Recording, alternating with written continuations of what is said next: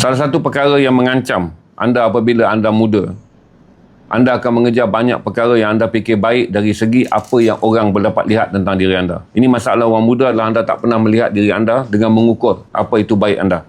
Iaitu tidak pernah bercermin diri.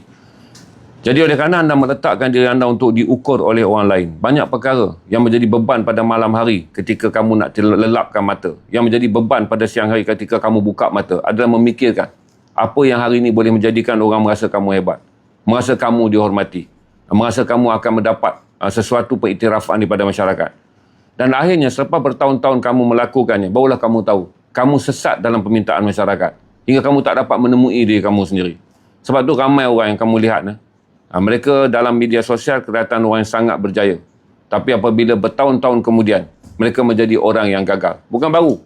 Tengok anak muda yang lama berada di media sosial, lebih lama daripada pakcik berada. Di mana mereka sekarang? Mereka hidup sebagai orang gagal kerana hutang. Mereka hidup sebagai orang gagal kerana gaya hidup yang mereka pamerkan untuk memuaskan kehendak orang lain adalah gaya hidup yang memaksa diri mereka menjadi pemiutang. Mereka nak menjadi orang masyhur, kemudian mereka menganjurkan banyak perkara, tapi mereka berakhir dengan skema. Ini siapa ingatkan pada tuan-tuan, semua benda ni tidak bermula kerana tuan-tuan dah dilahirkan untuk menjadi jahat. Kerana tuan-tuan dilahirkan, kerana tuan-tuan menzahirkan diri tuan-tuan untuk memenuhi kehendak orang. Memenuhi kehendak orang ni tak ada batas dia, tuan-tuan.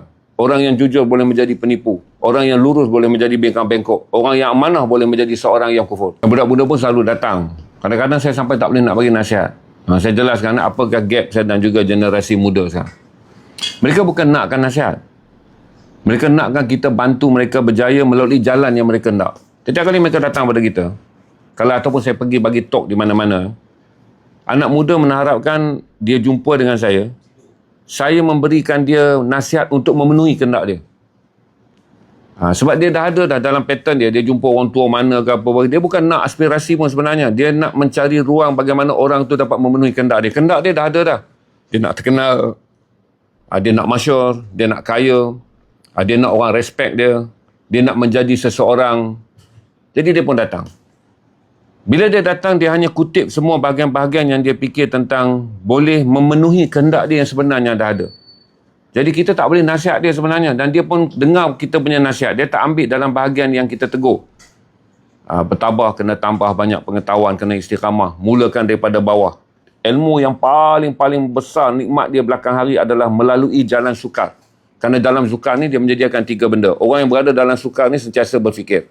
Orang yang berada dalam jalan sukar sentiasa tabah. Orang yang berada dalam jalan sukar akhirnya tahu kegagalan tu sebelum dia datang. Sebab kita dah lalu jalan sukar, kita gagal. Lepas ni kita nak buat satu projek, tuan-tuan. Tuan-tuan bukan nampak kejayaan, tuan-tuan dah atasi dah. Ni bahagian yang akan gagal. Kita atasi dulu. Berarti itu kelebihan orang yang ada dalam jalan sukar. Sebab tu tuan-tuan pergi jumpa orang yang berjaya, yang bukan daripada warisan kekayaan keluarga. Tuan-tuan pergi tanya mereka dulu. Mereka lalu 5-6 tahun gagal. Tapi masalah bila kita jumpa anak muda sekarang, dia nak tahu macam mana lepas 5-6 tahun dia boleh berjaya. Tak ada jalan lah, tuan-tuan. Kalau tuan-tuan kerja makan gaji bulan ke, tuan-tuan berniaga, tuan-tuan nak menjadi seseorang yang berguna pada diri tuan-tuan. Mana mungkinlah tuan-tuan berjaya pada hari pertama. Sebab kalau orang tu berjaya pada hari pertama, tuan-tuan, agak mustahil. Pelari pecut yang kemudiannya menjadi juara dunia, pergi tengok latihan dia. Walaupun kejohanan pertama dia berjaya menjadi juara. Tengok latihan dia. Dia berlatih melebihi daripada juara-juara yang lain. Berarti bukan kali pertama dia menjadi juara yang menjadi berita. Bagaimana dia bersedia untuk kali pertama menjadi juara. Proses persediaan dia melebihi daripada juara-juara yang lain. Jadi bukan dia hebat kerana kali pertama dia menjadi juara. Tapi dia adalah atlet yang sebelum kali pertama dia bertanding, dia melalui proses kesukaran yang sangat dahsyat. Jadi susah kerana semua orang tanya, 5 tahun nak berjaya tu macam mana? Rumitlah juga kalau siapa yang berusia macam saya ni, yang tua-tua macam saya ni. Kalau tuan-tuan dapat soalan macam tu sebab kita tak boleh nak jawab. Berarti kita sedang berkomunikasi dengan anak muda. Yang datang dia bukan nak dengar satu berita bahawa hidup ini rumit, daripada kerumitan ada ilmu. Hidup ini sukar, daripada sukar memberikan kita pengalaman. Hidup ini penuh dengan cobaan. Cobaan memberikan kita kematangan. Dia tak nak dengar. Soalan dia pun dah bunuh kita dah. Dalam 5 tahun macam mana nak berjaya? Kita yang berusia ni pun tuan, nak masuk 59 ni pun, untuk tahun depan kita dah ubah pelan baru dah. Jari stream ni selain pada perbukuan, kita akan membantu SME. Kita dah start dah benda yang baru sebab kita nak masuk dalam zon yang paling susah. Iaitu penjaja-penjaja kecil Melayu yang berada dalam sektor SME tak boleh berkembang. Kita dah nampak dah. Kalau buka je pinjam hutang, kemudian hilang daripada pasaran. Kerana tiada kuasa untuk memasarkan projek dia. Kita masuk dalam bahagian yang paling susah pada usia yang paling tua sebab kita tahu bahagian yang diabaikan paling susah kerana kita tua.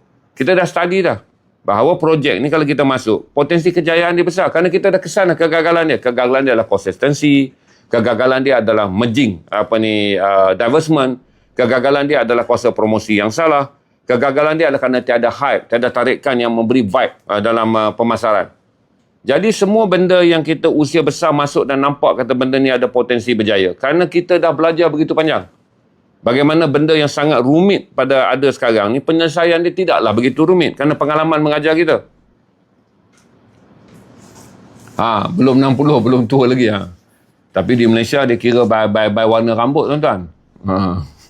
Dah lah umur menjelang 60. Rambut pula putih. Jadi saya nasihatkan anak muda orang. Sebab kamu akan mendapatkan perkara yang kamu rasa orang tua ni cakap best. Kalau dia bercakap memihak kepada kamu. Kalau dia bercakap tak memihak kepada kehendak kamu, orang kata koyak lah. Inilah bahaya main TikTok. Jadi kita pun kata okey lah. Kamu nak dengar bahagian kamu dengar, kamu ambil je lah.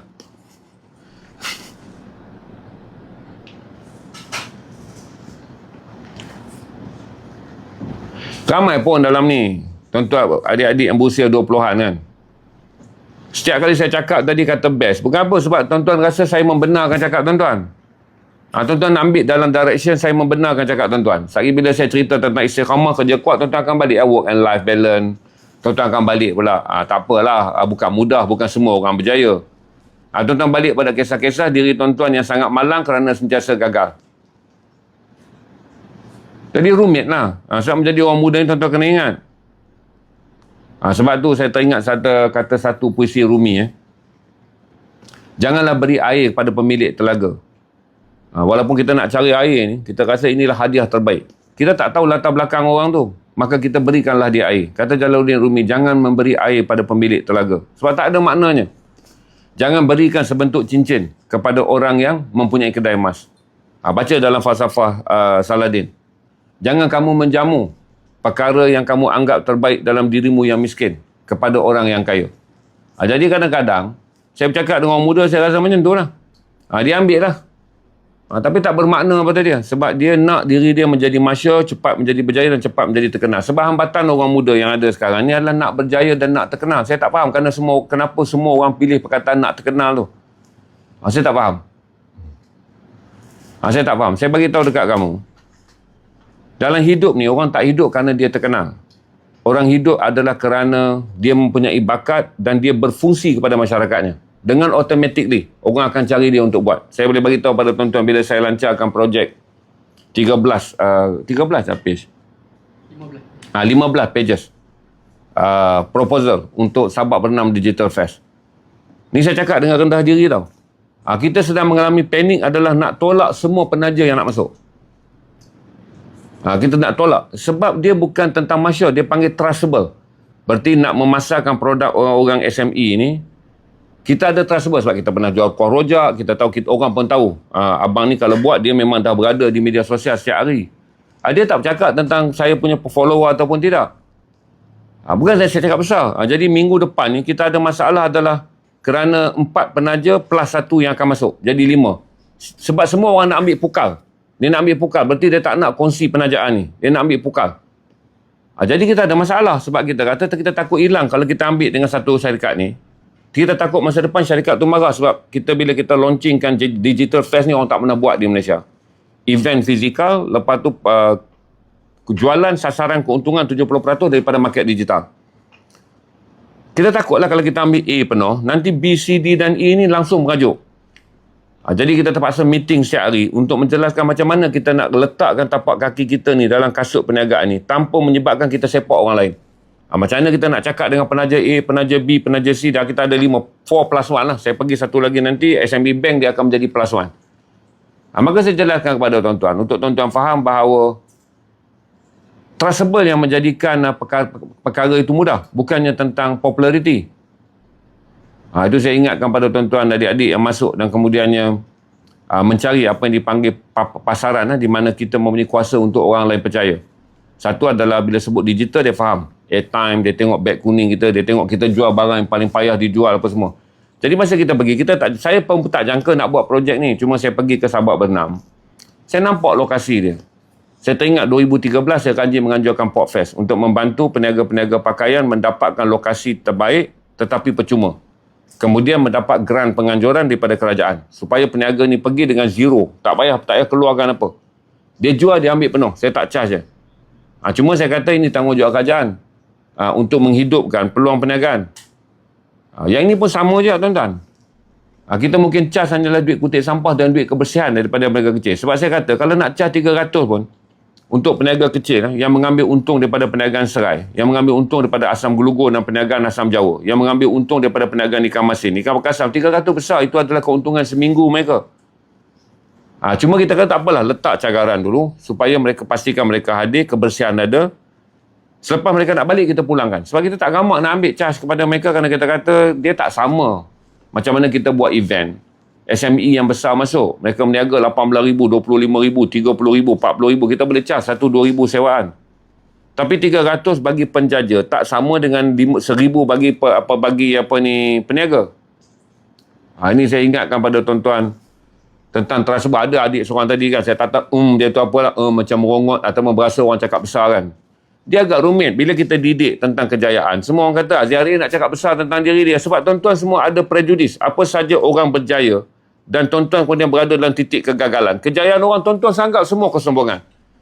Tuan-tuan terus pakai kejayaan orang lain dan juga nasihat orang lain semua sebagai riak. Ini menjadikan proses untuk memajukan kita agak susah. Sebab kita nak semua orang bercerita bahawa dalam hidup dia tak capai apa-apa. Supaya kita ni menjadi Melayu yang setara. Semua orang tak capai apa-apa. Dia sangat rumit. Sebab tu kadang-kadang setiap kali bila saya bercakap tentang satu benda, tentang keyakinan yang tinggi untuk berjaya. Orang yang tak ada keyakinan, dia akan kata percakapan itu sombong. Orang yang lama hidup dalam kegagalan dan lama buat kerja macam saya ni tapi tak pernah mendapat sambutan. Dia anggap dah kegagalan diri dia tu, dia tak boleh bagi tahu dekat dekat diri dia. Dia dekat saya. Dia is a simple mathematics. By kajian fizik. Dalam kajian fizik ni, kalau belajar algoritma fizik ni, adalah kerana mereka tak boleh menyatakan pada diri mereka selama bertahun-tahun. Mereka adalah orang yang gagal. Setiap kali orang cerita tentang kejayaan, dia cakap sombong. Bukan kerana perkataan sombong, kerana kepedihan yang dia rasa tersakiti akibat melihat orang lain berjaya. Ataupun dia lihat bagaimana progres satu benda yang dibuat oleh orang lain menjadikan perkara itu berguna dan diri dia tak boleh berguna. Dia tak boleh fikir apakah yang dia perlu ubah tentang diri dia untuk berguna. Dia akan pindahkan kepada semua orang datang dengan perkara-perkara berguna. Dia akan kata sebagai belagaklah, sombonglah, kaulah yang paling berjaya. Itu saya jelaskan kepada tuan-tuan, imbitment. Itu saya jelaskan kepada tuan-tuan. Saya tak mau buat event ni adalah kerana saya dah pilih masa tua. Saya nak duduk di depan kamera dan stream je. Itu saya dah cakap kepada tuan-tuan banyak kali. Tapi saya fikir balik pula, kata bila kawan-kawan saya datang dan bagi tahu kata, tolonglah. Saya pun pergilah. Tak sangka lah pula bila kita siap, saya tarik, buatlah 7 jam je proposal Arif buat. Saya balik jumpa Arif pukul 8, 3 pagi siap. Saya pun pas. Saya pun tak sangka. Esoknya satu pihak dah kata dia nak ambil bug and barrel. Kita ada masalah sih kalau nak ambil bug and barrel seluruh penajaan tu. Kemudian saya pula malam tu dah nak tengok test. Saya pun hantarlah kepada semua tempat, kepada 5 tempat. 4 tempat ni telah memberi jawapan hanya dengan tengok proposal je. Jadi minggu depan kita akan ambil, kita terpaksa menyusun. Kesianlah bagi dekat company ni sama. Kerana mereka pun nak masuk membantu. Tapi masalah bagi syarikat-syarikat besar, dia nak kontrol. Dia nak bagi tahu kata, dialah orang yang pertama menyelesaikan masalah yang lama tak terselesaikan. Iaitu masalah pemasaran bagi produk industri desa kepada pembeli nasional yang tak dapat membeli kerana tidak mengenali jenama tersebut di media sosial.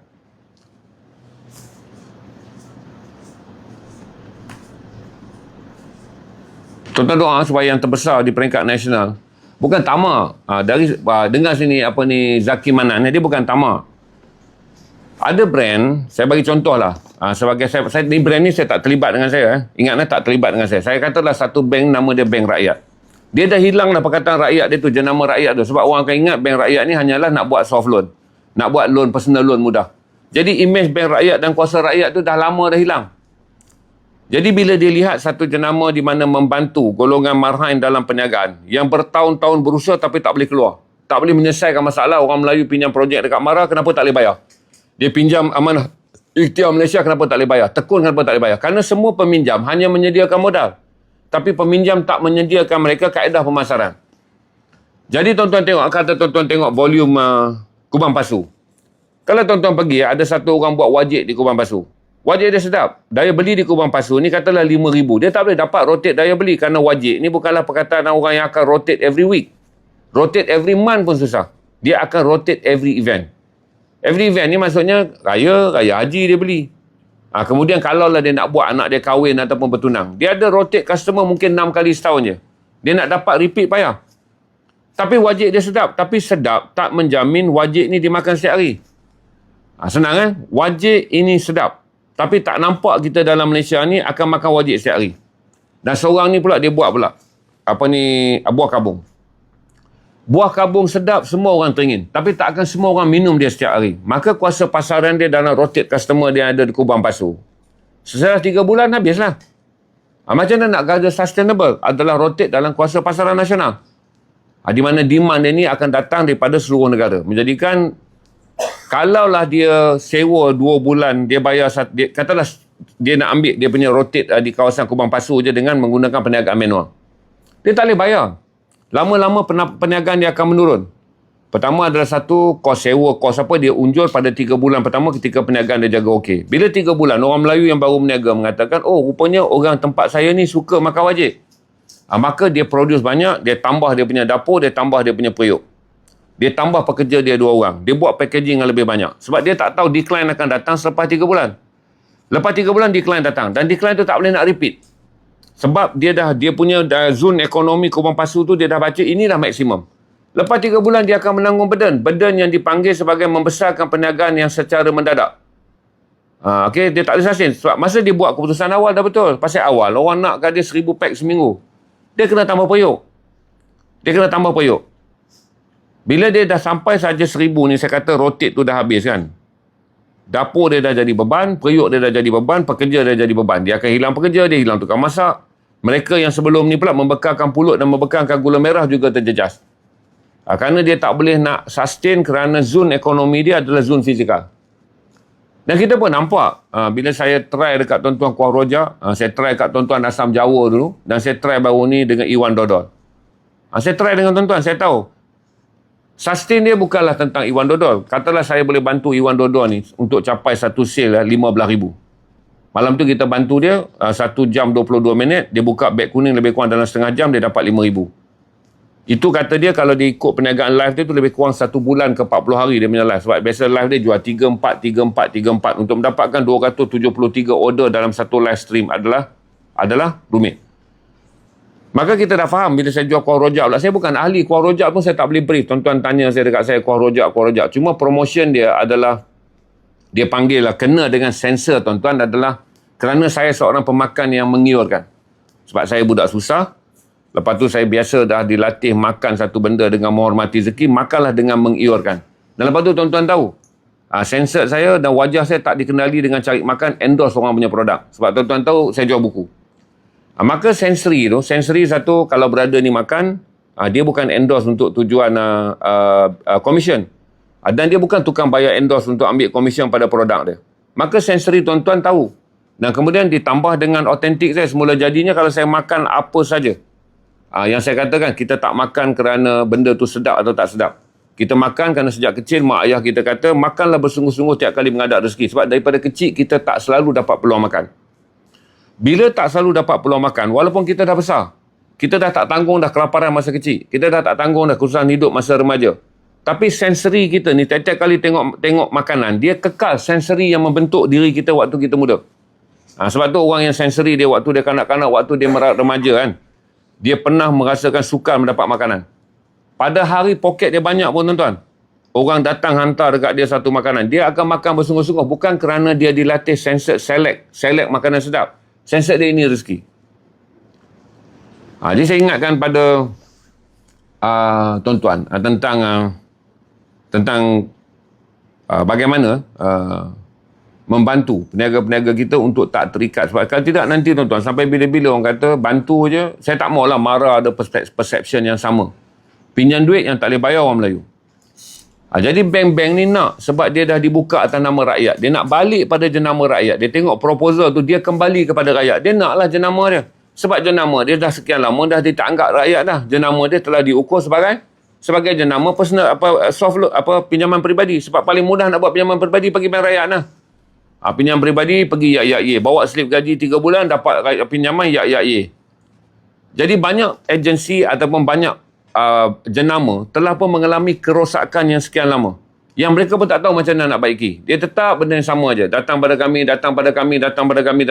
dengan konsep yang sebenarnya tak lagi memberikan mereka jenama. Hanya mengekalkan mereka dalam perkhidmatan. Jadi bila kita tahu satu perkara yang paling besar yang tak dipulangkan kembali kepada jenama besar ni adalah apakah peranan mereka kepada masyarakat bawahan. Yang selama ni mereka nak bantu tapi mereka tak fikir bagaimana nak melaksanakannya.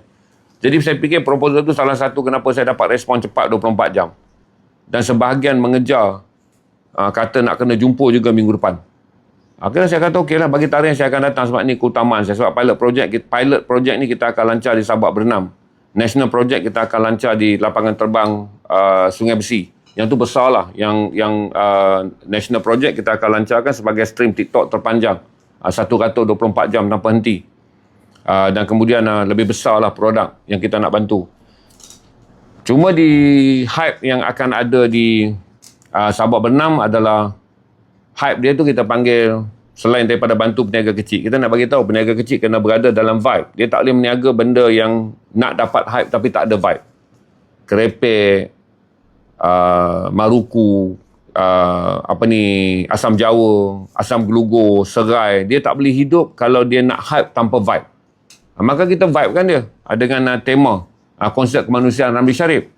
Kita vibekan dia pula dengan tayangan trilogi rock Mamat Khalid supaya pengunjung daripada luar yang nak datang dibenarkan bergaya ala filem 80-an. Sebab kita nak orang luar datang kerana ini adalah hype. Dan orang-orang ni banyak buat video. Geng-geng yang suka makan ni dia banyak buat video. Video dia membantu. Jadi salah satu yang orang tak tahu bahawa nak melonjakkan produk yang sebenarnya nakkan hype, dia perlu berada dalam vibe. Produk ni mesti berada dalam vibe. Vibe barulah orang muda rasa bahawa kalau dah tengok Ramli Sharif dekat situ ada air lengkong. Dah tengok Ramli Sharif dekat situ tuan-tuan boleh beli petai. Dah tengok Ramli Sharif dekat situ tuan-tuan boleh beli kerepek. Dia akan berada dalam vibe. Dia berada dalam vibe baru dia hype. Masalah dalam industri kecil ni dia tak bagi vibe. Vibe untuk merasakan ini part of lifestyle. Dan anak muda nak macam tu. Dia pergi makan macam tu, dia bayar berpuluh ringgit, berbelas ringgit. Bukan kerana kopi macam tu sedap. Kerana macam memberikan dia gaya hidup. Dia pergi kena segala Starbucks apa semua tu, dia perasan kaya tu. Bukan kerana dia kaya, kerana dia perasan dia. Jadi oleh kerana vibe ada hal yang penting. Menjadikan pasaran kepada produk luar bandar ni, kita tak pernah bagi dia hype. Kita dah gambar seperti bantulah peniaga kecil. Bantulah. Orang pun tak larat perkataan bantu pun orang dah takut dah. Maka nak bagi dia hype. Menjadikan dia hype terpaksa meletakkan dia dalam vibe. VIBE, vibe dia. Tapi oleh kerana kafe-kafe kita pun tak nak bantu kan. Sebab kafe kita ni pun boleh bantu. Saya bagi tahu dekat tuan-tuan. Boleh bantu pun letak kat situ. Pulut sekaya letak dekat situ wajib. Dia tak nak bantu. Dia nak letak juga kek, cheesecake apa semua. Bila dia tak nak bantu jadi susah. Sebab anak muda kita yang meniaga tak ada jiwa patriotik untuk membantu orang lain groom bersama dia. Maka dia copy and paste totally apa yang dipanggil sebagai hipster business. Menjadikan agak rumit lah untuk kita promote balik. Supaya kita kata kalau awak dah beli satu potong, kalau awak nak, ini line, maksudnya kita letak je lah, lepas tu bagi je lah. Ni scan, awak boleh order je dekat makcik ni. Sebab dia QR code ni akan bawa awak link kepada WhatsApp dia, dan WhatsApp dia awak boleh order apa yang awak nak. Boleh je bantu. Tapi oleh kerana idea ni tak dibuka dan orang pun tak nampak bagaimana, dan saya beritahu pun kan, setiap kali pegawai pemasaran yang bekerja dalam sektor pemasaran marah pun, dia tak mau pergi cakap pada anak-anak muda kedai hipster ni. Dia tak mau pergi cakap pada anak-anak muda ni. Boleh aja pun kalau cakap. Cuma bila tak ada orang yang merging, yang menjalankan usaha bahawa tak perlu buka, makcik ni buka kedai baru dan rebut harga per square feet tapak sewaan yang sangat mahal, adalah merging je. Memberi ruang kepada anak-anak muda yang mempunyai perniagaan yang sasa dan stabil untuk menyediakan ruang yang kecil. Bagi membolehkan, sama ada kau jual macam atau kopi apa glamour lah yang kau minum, kononnya kau menjadi bertambah pandai, kau minum jadi bertambah cerdik, dan kau pandai, kau minum, kau menjadi bertambah glamour. Letak je di kalangan mereka. Sebab dia memerlukan vibe. Vibe untuk mengadakan pulut sekaya ada dekat situ. Seri Muka ada dekat situ. Dia memerlukan vibe je. Dia tak boleh berdiri sendiri. Dia tak boleh kekal di warung-warung di sebelah kuasa pasaran yang sangat lemah. Adalah kuih ni, tapi dia berada dalam warung-warung yang kuasa pasaran dia sangat lemah. Dia tak memberi energetik baru. Dia tak bagi energi baru, vibe baru. Maka bukanlah tugas budak-budak ni melaksanakan vibe ni. Ini adalah tugas orang yang buat planning pemasaran lah untuk mengatur satu kaedah baru. Tapi pegawai pemasaran dan mereka yang keluarkan loan pinjam ni pun, dia pun duduk dekat Mara. Dia pun duduk dekat Agrobank. Dia pun duduk macam tu je. Yang penting makcik tu datang pinjam duit, dia minta isi borang tebal tu. Makcik tu tak payah bayar duit, dia hantar surat warning. Jadi oleh kerana kita tak faham perniagaan tu bagaimana perlu diatur dan bagaimana perlu orang-orang yang nak buat benda-benda membantu orang Melayu daripada kelas penjajah mendapat vibe yang telah ada. Sebab anak muda kita berniaga ni vibe dia dah besar. Kuasa beli untuk makan ni pun anak muda juga. Kita ni dah tak makan sebanyak tu tuan-tuan. Nak makan macam mana? Pagi jumpa doktor dia kata semua benda tak boleh makan. Nak makan macam mana? Ada satu doktor yang jujur bagi tahu kata 6 bulan je ada peluang untuk hidup. Jadi kuasa belian dan kuasa makan kita pun dah tak banyak. Satu nak keluar kedai kopi pun bini tanya 10 kali. Baru keluar tak dah sampai dah 2 miss call. Berarti anak muda lah. Anak muda ni senang. Mak dia pun dia sidai. Anak muda zaman sekarang tuan-tuan tanya kat mana? Pukul 9.30 dia nak balik 1.30. On the way balik. 9.30 tuan-tuan tanya. 1.30 on the way balik. Jadi dia adalah vibe. Vibe anak-anak derhaka yang mempunyai kuasa pasaran yang tinggi ni. Vibe anak-anak derhaka duduk di kedai kopi tapi mempunyai kuasa belian yang tinggi. Jadi untuk membolehkan mereka berada dan kekal dalam kuasa pasaran. Kerana mereka ni adalah pasaran masa depan. Anak-anak derhaka ni, dia adalah pasaran masa depan. Saya gurau ya tentang anak derhaka tadi. Nak bagi tuan-tuan dengar. Tapi kadang-kadang hati panas je tuan-tuan. Kita mesej 9.30. Dia reply 1.30 on the way balik. Kita pun dah lena lah. Cek mesej besok kan. Nak bangun subuh cek mesej dia masuk. Jadi saya panggil lah anak-anak derhaka di media sosial ni. Jadi dia duduk 4 jam setengah di kedai kopi tuan-tuan. Kalau dia boleh bayar RM16.5 untuk matcha tu. Saya kata apa? Rumput. Matcha tu daripada rumput ni. Yang matcha minum tu. Matcha ke apa? Bukan. Mocha kopi. Oh, matcha tak? Orang minum tak nak daripada daun.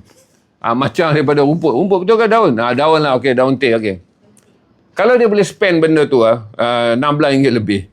Kemudian saya rasa dia boleh spend pula untuk kek kan. RM12 lebih. Macam saya kata bil tu datang lah. Bil tu datang masa saya pergi minum dekat satu tempat anak lelaki saya bawa kan. Terkejut saya tengok bil tu ngeri tuan-tuan. Saya pun belilah juga barang-barang harga RM1,000 tapi bayar mata RM200 untuk minum matcha ni. Dan kemudian dua potong kek saya terkejut. Berarti kalaulah kuasa pasaran ni ada pada mereka dan mereka yang glamorous kan, pulut kacau ni adalah part yang sangat best makan dengan macam. Cuma nak kena bagi tahu dekat makcik tu taste orang sekarang. Janganlah kau minta pula dalam tu ada cheese. Berjenuh buat wajib bercheese pula. Akan dapat taste yang cantik. Jadi makcik ni tahu R&D dia. Era untuk menghasilkan pulut sekaya dan nak menghasilkan pulut sekaya ni seri muka. Kata orang Kedah pulut sekaya. Dan menghasilkan wajib dalam kelas yang nak dia. Dia kena ada tester lah. Saya bila dapat dodol Iwan perisa kopi, not bad. Ramai orang kata dia orang lebih suka dodol perisa walaupun saya tetap makan dodol original. Ada setengah perisa. Berarti saya jelaskan pada tuan-tuan. Kuasa pasaran ada dekat anak-anak derhaka yang balik malam ni. Cuma nak letakkan benda tu dalam vibe mereka je. Menjadikan kenalah buat sedikit business analysis. Bagaimana tradisi yang sangat tradisional, pasaran dia menjadi sangat terhad. Kuasa beli berada pada orang tua ni pun penyakit 3 serangkai lah. Yang datang pun kaki kudung lah. Takkan banyak dia nak makan wajib. Yang datang tu dapat appointment potong kaki bulan depan. Takkanlah dia nak makan banyak wajib. Dia pun dah tak minum apa, TO, lepas tu gula jangan. Air suam je. Makcik tu pun dah rasa dah lah bisnes tak ada. Kau datang duduk lama minum air suam, buat macam mana? Sakit macam-macam.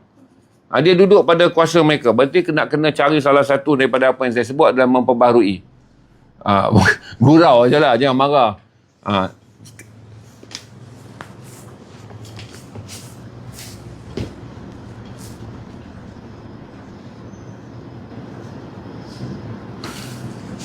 Untuk tuan-tuan yang nak booking dan juga nak menyediakan masa 1 dan 2 Ogos tuan-tuan standby tau. Satu kalau sama tuan-tuan nak tengok musical Abang Ramli insya-Allah. Tapi yang pastinya 3 filem Muhammad Khalid. Ditayangkan di bangunan pawagam yang masih lagi tak dirobohkan di Sabak Bernam. Bangunan ni pawagam kini dia dulu nama dia Panggung di Rio. Kini dia jadikan hotel tapi dia punya lobi tu masih ada semangat panggung wayang lah.